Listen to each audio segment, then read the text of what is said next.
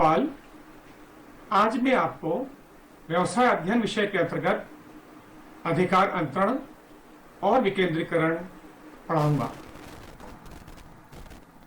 विद्यार्थियों, आज हम संगठन अध्याय के अंतर्गत अधिकार अंतरण और विकेंद्रीकरण को पढ़ेंगे।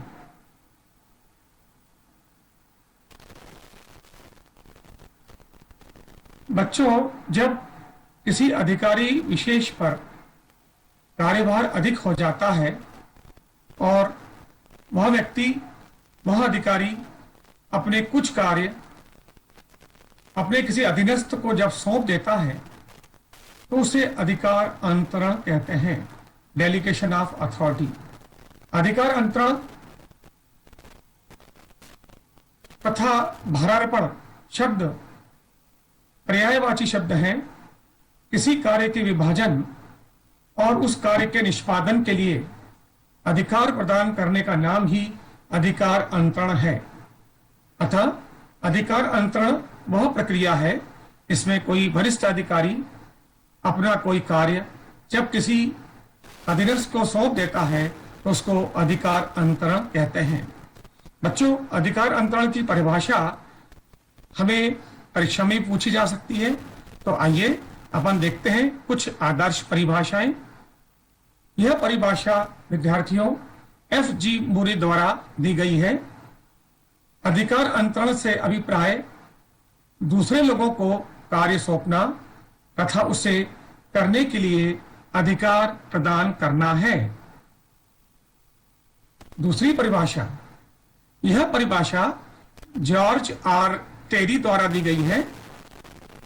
इनके अनुसार अधिकार अंतरण का आशय किसी विशिष्ट उद्देश्य की प्राप्ति हेतु एक अधिकारी या संगठन की एक इकाई से है दूसरे अधिकारी अथवा दूसरी इकाई को अधिकार सौंपने से है। अब आइए बच्चों, अधिकार अंतरण की हम एक आदर्श परिभाषा को देखते हैं। अधिकार अंतरण का अभिप्राय उच्च अधिकारी द्वारा अपने अधीनस्थों एवं सहायकों को कार्य सौंपना और उनके निष्पादन के लिए अधिकार प्रदान करके उत्तरदायी बनाना है। यह एक ऐसी प्रक्रिया है जिसके द्वारा कुछ निर्दिष्ट क्षेत्रों में निर्दिष्ट सीमाओं के भीतर निर्णय लेने का अधिकार अधीनस्थों को प्राप्त हो जाता है। विद्यार्थियों, अधिकार अंतरण के तत्व हम अब समझने जा रहे हैं। विद्यार्थियों, अधिकार अंतरण के 3 तत्व होते हैं: अधिकार, उत्तरदायित्व और जवाबदेही। लुइस एलन के अनुसार अंतरण का आशय उत्तरदायित्व तथा अधिकार दूसरे व्यक्ति को सौंपना, निष्पादन के लिए जवाबदेही का निर्धारण करना है। पहला तत्व है अधिकार। अधिकार का आशय किसी व्यक्ति द्वारा उसके अधीनस्थों को आज्ञा देना है तथा अपने स्थिति के क्षेत्राधिकार के भीतर कार्यवाही करना है। इसमें प्रबंधकीय स्थिति में स्वाभाविक रूप से लिए जाने वाले निर्णय का अधिकार भी शामिल है, ताकि व्यक्तियों को यह बताया जा सके कि उन्हें क्या करना है और ऐसा ही करने की उनसे अपेक्षा है। अतः अधिकार के अंतर्गत एक अधिकारी अपने अधिकारों में से वह महत्वपूर्ण अधिकार अपने अधीनस्थ को सौंप देता है जो उस कार्य से संबंधित है जो अधिकार अंतरण के अंतर्गत उसको दिए गए हैं, जिससे कि वह अधीनस्थ वो कार्य कर सके। तो हम यदि वरिष्ठ अधिकारी कोई एक कार्य अपने अधीनस्थ से कराना चाहता है तो उस कार्य से संबंधित अधिकार भी अधीनस्थ को सौंपा जाता है। यह एक अधिकार अंतरण का तत्व है। अब बच्चों, जब अधिकार सौंपा जाता है अधिकार अंतरण के अंतर्गत, तब उत्तरदायित्व का निर्धारण भी करना आवश्यक है, जिससे कि निर्धारित समय सीमा में कार्य पूरा हो सके। जब वरिष्ठ अधिकारी अधिकार देता है तो उसके साथ साथ उत्तरदायित्व का भी निर्धारण कर लेता है, जिससे कि कार्य बिल्कुल समय सीमा में आदर्श तरीके से पूर्ण हो। उत्तरदायित्व का आशय अधीनस्थ द्वारा उचित रूप में योग्यता पूर्वक उस कर्तव्य का निष्पादन करने से है जो उसे उसके वरिष्ठ अधिकारी द्वारा सौंपा गया है। इस प्रकार उत्तरदायित्व का प्रवाह ऊपर से नीचे की ओर होता है और इसमें एक वरिष्ठ अधिकारी अपने अधीनस्थ को उत्तरदायित्व का भी निर्धारण कर देता है। अब आता है तीसरा तत्व, जो कि अधिकार अंतरण का तीसरा तत्व है, जवाबदेही। जवाबदेही का आशय अंतिम परिणाम के लिए जवाबदेह तय करना है, जवाबदेह निर्धारित करना है। जब एक बार अधिकार का अंतरण हो जाता है तथा उत्तरदायित्व स्वीकार कर लिया जाता है तो व्यक्ति यानी वो अधीनस्थ जवाबदेही से भी मना नहीं कर सकता। तो अधिकार अंतरण के अंतर्गत हम यानी वरिष्ठ अधिकारी जवाबदेही भी निर्धारित कर लेते हैं। अतः बच्चों स्पष्ट है कि अधिकार अंतरण के तीन तत्व हैं, अधिकार, उत्तरदायित्व और जवाबदेही। विद्यार्थियों, एक ये महत्वपूर्ण प्रश्न है, आपसे परीक्षा में पूछा जा सकता है कि अधिकार अंतरण के तत्व बताइए। उस स्थिति में आप अधिकार अंतरण के इन तत्वों की व्याख्या करेंगे। अब हम पढ़ेंगे अधिकार और उत्तरदायित्व में अंतर। विद्यार्थियों, अधिकार और उत्तरदायित्व में अंतर अब हम समझने जा रहे हैं। इसमें पहला अंतर का आधार हमने लिया है आशय। अधिकार का आशय है निर्णय लेने की उस शक्ति से जिससे अधीनस्थों को नियंत्रित किया जाता है। उच्च अधिकारी द्वारा अधीनस्थ को सौंपे जाने वाला कार्य उत्तरदायित्व है। दूसरा अंतर है विद्यार्थियों प्रभाव। अधिकारों का प्रभाव ऊपर से नीचे की ओर होता है और उत्तरदायित्व का प्रभाव नीचे से ऊपर की ओर होता है। उत्पत्ति, अधिकारों की उत्पत्ति औपचारिक संगठन के द्वारा होती है। जैसा कि आप विद्यार्थी जानते हैं, आपको पूर्व में बताया गया है कि संगठन दो प्रकार के होते हैं, एक औपचारिक संगठन और एक अनौपचारिक संगठन। अधिकार की उत्पत्ति उनमें से एक औपचारिक संगठन के द्वारा होती है। उत्तरदायित्व की उत्पत्ति अधिकारी और कर्मचारी के बीच संबंधों से होती है। अगला अंतर है प्रकृति। अधिकार शक्ति के रूप में होते हैं और दायित्व कर्तव्य के रूप में होते हैं। निरंतरता, अधिकार प्रायः दीर्घ अवधि के लिए होते हैं, लंबे समय के लिए होते हैं, जबकि उत्तरदायित्व तब तक रहता है जब तक कि सौंपा गया कार्य पूरा नहीं हो जाता। अब बच्चों, अधिकार और उत्तरदायित्व में अंतर को समझने के बाद अब हम समझने जा रहे हैं अधिकार अंतरण की विशेषताएं। आइए हम सब मिलकर समझते हैं अधिकार अंतरण की विशेषताएं। पहली विशेषता, अधिकार तथा कार्य अंशतः सौंपना। अधिकार अंतरण के अंतर्गत प्रबंधक अपने कार्य का कुछ भाग अपने अधीनस्थ को सौंपता है, कुछ महत्वपूर्ण भाग अपने पास भी रख लेता है तथा अधीनस्थों की क्रियाओं पर नियंत्रण और देखरेख भी करता रहता है। तो अधिकार अंतरण के अंतर्गत एक अधिकारी अपने कार्यों में से कुछ भाग अपने अधीनस्थ को सौंपता है। विद्यार्थियों, अधिकार अंतरण की दूसरी विशेषता है कार्य की विभाजन। अधिकार का अंतरण कार्य की विभाजन पर आधारित होता है। एक प्रबंधक उसे सौंपे गए सारे कार्य निष्पादित नहीं कर सकता। तब इस स्थिति में अपने कार्यों का एक भाग वो अपने अधीनस्थ को सौंपता है, अर्थात अधिकार अंतरण के अंतर्गत अधिकारी अपने कार्यों का विभाजन करता है और उनमें से कोई एक कार्य अपने अधीनस्थ को सौंप देता है। सीमाओं का निर्धारण। विद्यार्थी, यह बात अति महत्वपूर्ण है क्या कि अधिकार अंतरण सदैव कुछ सीमाओं के भीतर ही हो सकता है, अर्थात उन सीमाओं का ध्यान विशेष रूप से रखा जाता है। वरिष्ठ का नियंत्रण। अधिकार अंतरण के अंतर्गत वरिष्ठ अधिकारी का नियंत्रण सदैव बना रहता है। वह निरंतर अधीनस्थ द्वारा की जा रही गतिविधियों का अवलोकन करता रहता है और आवश्यकता पड़ने पर नियंत्रण भी करता है। अतः अधिकार अंतरण के अंतर्गत क्रियाओं का नियंत्रण सदैव वरिष्ठ अधिकारियों के द्वारा ही किया जाता है। विद्यार्थियों, अधिकार अंतरण हर कोई नहीं कर सकता। अधिकार अंतरण करने का अधिकार केवल उसी व्यक्ति के पास होता है जिसके पास उसी कार्य को करने का अधिकार हो।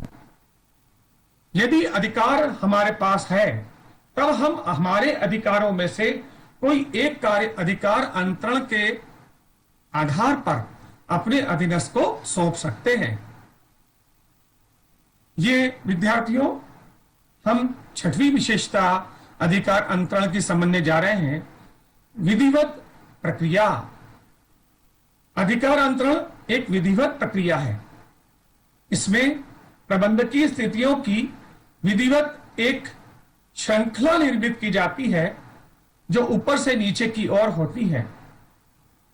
इसमें वरिष्ठ अधिकारी एक निर्धारित प्रक्रिया का पालन करते हुए अपने कार्य अपने अधीनस्थ को सौंपता है।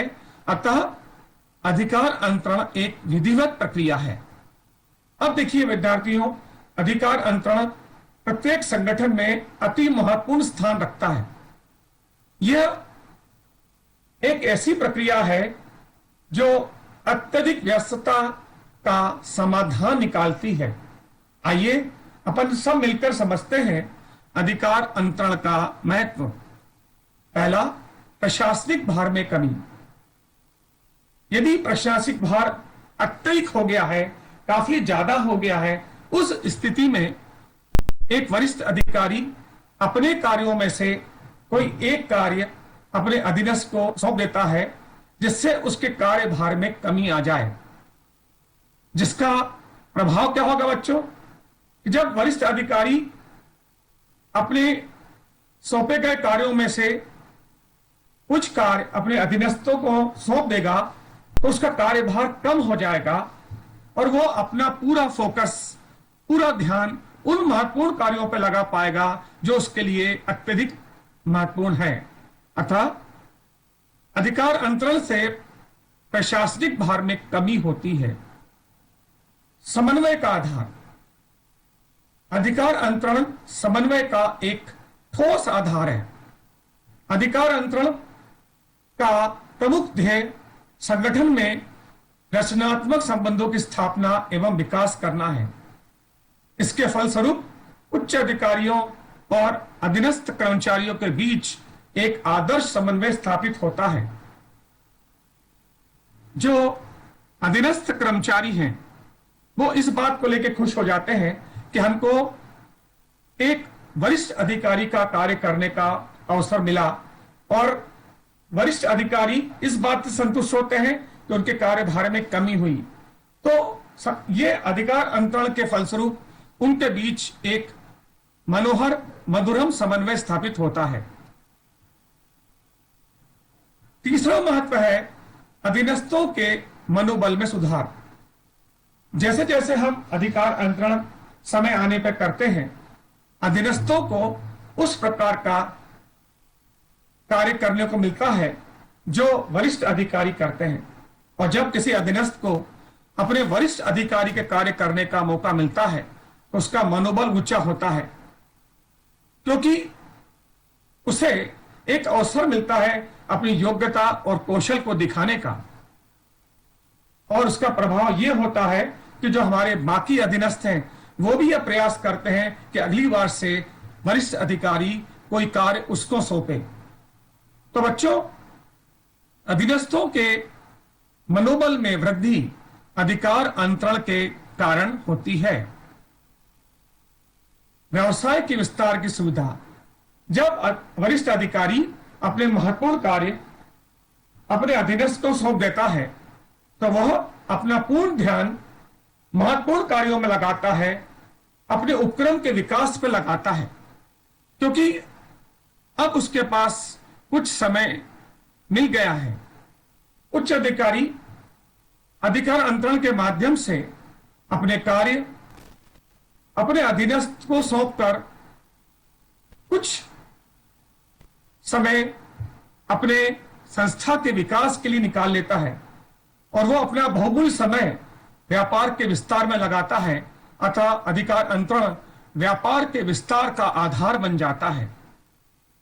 अब देखिए, जहां एक तरफ अधीनस्थों का विकास की बात आती है तो बच्चों, अधिकार अंतरण अधीनस्थों के विकास का एक मार्ग है, क्योंकि अधिकार अंतरण के कारण अधीनस्थों को वरिष्ठ अधिकारियों के कार्य करने का और सुअवसर मिलता है, जिससे उनकी क्षमता, उनके कौशल, उनकी शक्ति का विकास होता है। तो अधीनस्थों का विकास अधिकार अंतरण के द्वारा संभव हो पाता है। बच्चों, अधिकार अंतरण संगठन का एक अस्तित्व है। अधिकार अंतरण संगठन को कार्यशील, गतिशील, सुदृढ़ बनाने में निर्णायक भूमिका निभाता है। विद्वान कुर्स और डोनाल्ड के एक व्यक्तित्व को हम यहां पर देखते हैं, जिससे आपको अधिकार अंतरण का महत्व स्पष्ट होगा। उन्होंने कहा है, अधिकार अंतरण का मुख्य उद्देश्य संगठन को संभव बनाना है। तो विद्यार्थियों, जो अधिकार अंतरण है वो संगठन का अस्तित्व होता है। बच्चों, अधिकार अंतरण को समझने के बाद आइए हम देखते हैं, हम मिलकर समझते हैं विकेंद्रीकरण। सबसे पहले हम समझेंगे विकेंद्रीकरण का आशय। विकेंद्रीकरण अधिकारों को सौंपने की एक ऐसी व्यवस्थित प्रणाली है जिसके अंतर्गत उच्च अधिकारी निम्न स्तर के अधीनस्थों को उत्तरदायित्व के अनुरूप अधिकार सौंपते हैं। तो जब कोई वरिष्ठ अधिकारी अपने अधीनस्थों को आवश्यकता के अनुरूप उत्तरदायित्व सौंप देते हैं तो वह विकेंद्रीकरण कहलाता है। आइए हम समझते हैं विकेंद्रीकरण की परिभाषा। बच्चों, विकेंद्रीकरण की परिभाषा कई विद्वानों द्वारा दी गई है। आइए हम उनमें से समझते हैं कुछ महत्वपूर्ण परिभाषाएं। हेनरी फ्योल द्वारा दी गई परिभाषा निम्नानुसार है। हेनरी फ्योल के अनुसार अधीनस्थ वर्ग की भूमिका के महत्व में वृद्धि करने वाला प्रत्येक कार्य विकेंद्रीकरण कहलाता है। दूसरी परिभाषा मैकफॉरलैंड के अनुसार किसी संगठन में निर्णयों के लिए सत्ता तथा उत्तरदायित्वों को निचले स्तर पर स्थापित करने की उस सीमा को विकेंद्रीकरण कहते हैं जहां तक कुशल प्रबंधन अनुमति देता है। तो विद्यार्थियों, ये अपने परिभाषाएं देखी विकेंद्रीकरण की। अब हम समझने जा रहे हैं विकेंद्रीकरण का महत्व या लाभ। आइए हम से मिलकर समझते हैं विकेंद्रीकरण के महत्व को। पहला लाभ है उच्च अधिकारियों का भार कम होना। बच्चों, विकेंद्रीकरण के माध्यम से वरिष्ठ अधिकारी अपने कार्यभार में से कोई कार्य अपने अधीनस्थ को सौंप देते हैं, जिससे उनका कार्यभार कम हो जाता है। तो विकेंद्रीकरण के फलस्वरूप उच्च अधिकारी अपने कार्यभारों में कमी लाता है, जिससे वो अपना ध्यान महत्वपूर्ण कार्यों में लगा सके। दूसरा है विविधीकरण की सुविधा। विकेंद्रीकरण में विविधीकरण की पर्याप्त सुविधा रहती है। हम यानी वरिष्ठ अधिकारी भिन्न भिन्न क्रियाओं के लिए भिन्न भिन्न अधिकारियों को नियुक्त किया जा सकते हैं जो उस क्रिया का विशेषज्ञ है। तो वरिष्ठ अधिकारी अलग अलग क्रियाओं के लिए अलग अलग विशेषज्ञ अधीनस्थों को कार्यभार सौंपते हैं, जिससे विविधीकरण की सुविधा मिलती है और उन व्यक्ति विशेषों के विशेषज्ञता का लाभ संस्था को मिल पाता है। युवा अधिकारियों को प्रोत्साहन। बच्चों, ये विकेंद्रीकरण का महत्व है। युवा अधिकारियों को प्रोत्साहन। विकेंद्रीकरण में हम अपने युवा अधीनस्थों को स्वतंत्र रूप से कार्य करने का अवसर प्रदान कर देते हैं। वे स्वतंत्र रूप से निर्णय लेने के लिए स्वतंत्र होते हैं, क्योंकि वरिष्ठ अधिकारी अपने कुछ कार्य अपने अधीनस्थों को सौंप देते हैं और अधीनस्थ उत्साहपूर्वक कार्य करने के लिए प्रेरित होते हैं और उपक्रमों के कार्यों में वे विशेष रुचि और लगन का परिचय देते हैं। इन सभी से युवा अधिकारियों को प्रोत्साहन मिलता है। अभिप्रेरण।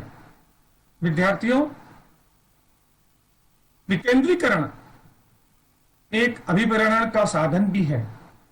विकेंद्रीकरण से अधीनस्थ कर्मचारियों को स्वतंत्र रूप से निर्णय लेने का अधिकार दिया जाता है। इससे वह अभिप्रेरित होते हैं, मोटिवेट होते हैं और वो बेहतर कार्य कर कर हमको दिखाते हैं। अतः विकेंद्रीकरण एक अभिप्रेरण का आदर्श मार्ग है। योग्य प्रबंधकों की प्राप्ति का स्रोत। बच्चों, विकेंद्रीकरण एक ऐसी प्रक्रिया है जो धीरे धीरे योग्य प्रबंधकों को तैयार कर देती है और संस्था को योग्य प्रबंधकों की प्राप्ति होती है। विकेंद्रीकरण एक ऐसा मार्ग बन जाता है जो हमारे अधीनस्थ को इस प्रकार से तैयार कर देता है कि वो आने वाले समय का एक योग्य प्रबंधक बन जाता है। विकेंद्रित संगठन संरचना धीरे धीरे योग्य प्रबंधकों की प्राप्ति का स्रोत बन जाता है। मनोबल ऊंचा होना। विद्यार्थियों, विकेंद्रीकरण से अधीनस्थों का मनोबल बहुत मजबूत और ऊंचा होता है। वे अपने उत्तरदायित्वों को निर्वाह करने के लिए संपूर्ण शक्ति लगा देते हैं और वे काफी उत्साहित रूप से कार्य करते हैं, क्योंकि उनका मनोबल काफी ऊंचा हो जाता है। वे अपने कार्यों के लिए आवश्यकता पड़ने पर उच्च अधिकारियों से मार्गदर्शन प्राप्त करते हैं, लेकिन धीरे धीरे वो इतने मजबूत, इतने आत्मनिर्भर बन जाते हैं कि उनके उपरांत उनको उच्च अधिकारियों से निर्देशन लेने की आवश्यकता नहीं रहती।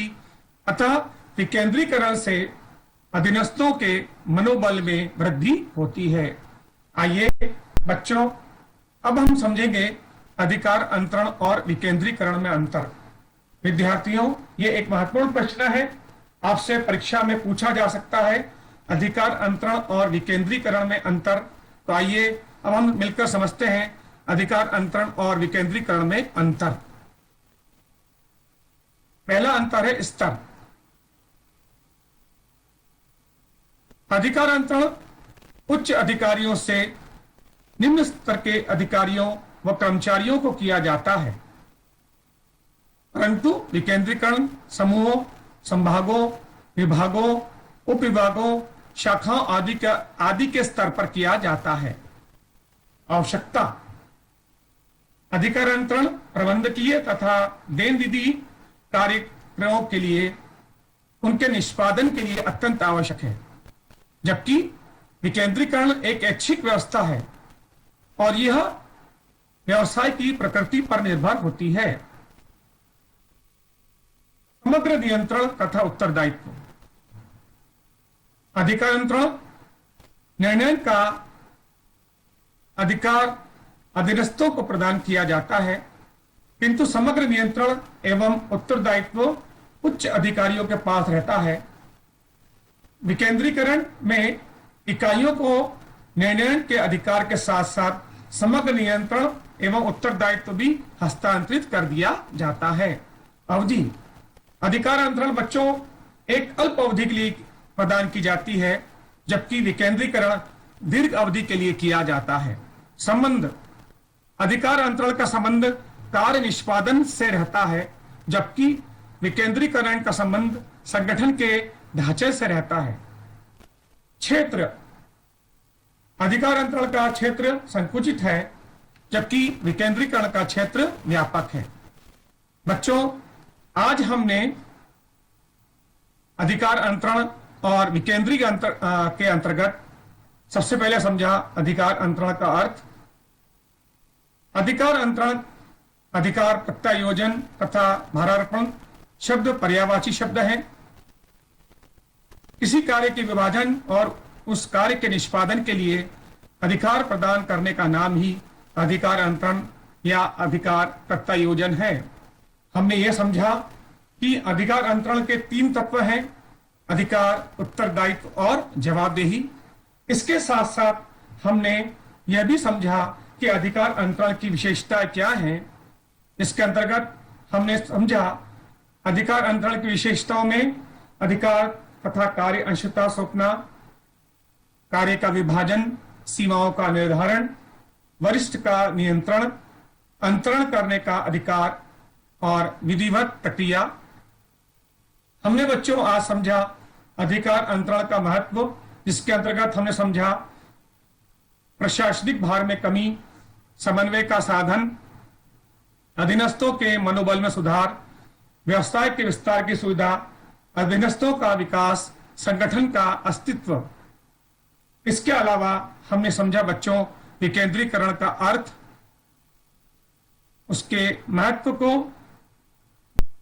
आइए अब हम मिलकर नोट करते हैं गृह कार्य।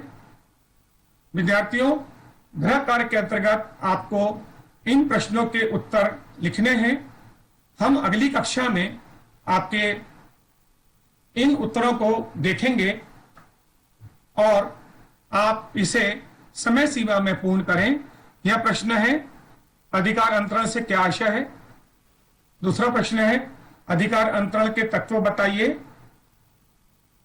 तीसरा है अधिकार अंतरण का महत्व बताइए। चौथा प्रश्न है विकेंद्रीकरण का अर्थ बताइए और अंतिम प्रश्न अधिकार अंतरण और विकेंद्रीकरण में अंतर बताइए। बच्चों, बहुत बहुत धन्यवाद।